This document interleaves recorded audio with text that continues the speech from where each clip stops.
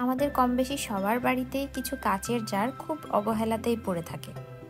তাই কেননা এগুলো অবহেলা করে না ফেলে রেখে কিছু সুন্দর ডেকোর করে ফেলা যাক। আমরা এরকমই এখন একটা জার ডেকোর করব।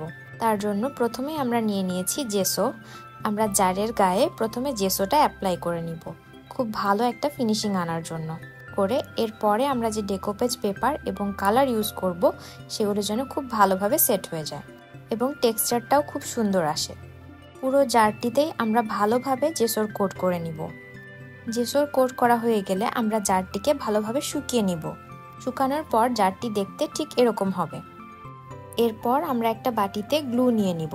এখানে আমি ফেভিকলের গ্লুটি ইউজ করেছি। এটার নির্দিষ্ট কোনো পরিমাণ নেই, আপনারা আপনাদের প্রয়োজন অনুযায়ী নিয়ে নিতে পারেন। আমি এখানে কিছুটা গ্লুর সাথে কিছুটা পানি মিশিয়ে নিব। মিশিয়ে একটা পেস্ট তৈরি করে নিব। গ্লু এবং পানির মিশ্রণটি ভালোভাবে মিশিয়ে নিতে হবে। আমি এখানে একটি তুলির সাহায্যেও এটি ভালো করে মিশিয়ে নিব। এরপর আমাদের শুকিয়ে যাওয়া জেসোর লেয়ারের উপরে আমরা এই পেস্টটি অ্যাপ্লাই করে নিব। আমরা ঠিক সেই অংশে এই পেস্টটি ব্যবহার করব যে অংশে আমরা ডেকোপেজের কাটিং করা পেজটি বসাতে চাই।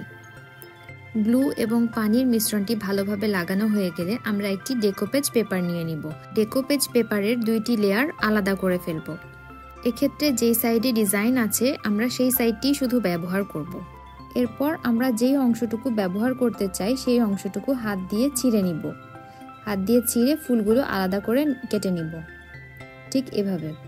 এরপর গ্লু ও পানির মিশ্রণটি ভেজা থাকতে থাকতেই আমরা এই ডেকোপেজ পেপারটি আস্তে আস্তে বসিয়ে দেব। এই কাজটি করার সময় সাবধানতার সাথে করতে হবে যাতে পেজটিতে ভাঁজ না পড়ে যায়। এটি বসানো হয়ে গেলে আমরা এর উপরে পানি এবং গ্লুর যে মিশ্রণটি তৈরি করে রেখেছিলাম সেটির আরেকটি কোট করে দিব, যাতে ডিজাইনটি ভালোভাবে জারের সাথে লেগে থাকে এবং ডিজাইনটি দেখে মনে হয় যে এটি হাতে আঁকা হয়েছে। আপনারাও এরকম আপনাদের বাসায় অবহেলায় পড়ে থাকা কাচের জারগুলোকে ডেকোর করে আপনাদের কিচেনকে অনেক সুন্দর একটা লুক দিতে পারেন। অথবা আপনাদের যাদের টি স্টেশনের শখ আছে তারা এগুলোতে চা, কফি, মিল্ক, সুগার যা ইচ্ছা রাখতে পারেন। কেউ আবার এটাকে মশলাদানি বা ফুলদানি হিসেবেও ব্যবহার করতে পারেন। এটা তৈরি করা হয়ে গেলে আপনি জারের গায়ে লিখেও দিতে পারেন চা, কফি বা যেটা আপনি এই জারের ভিতর রাখতে চান না কেন সেটাই এর উপরে লিখে দিতে পারেন অ্যাক্রিলিক কালার দিয়ে। এক্ষেত্রে যদি আপনার অনেকগুলো জার থাকে তাহলে আপনার বুঝতে সুবিধা হবে যে কোন জারে আপনি কি রেখেছেন।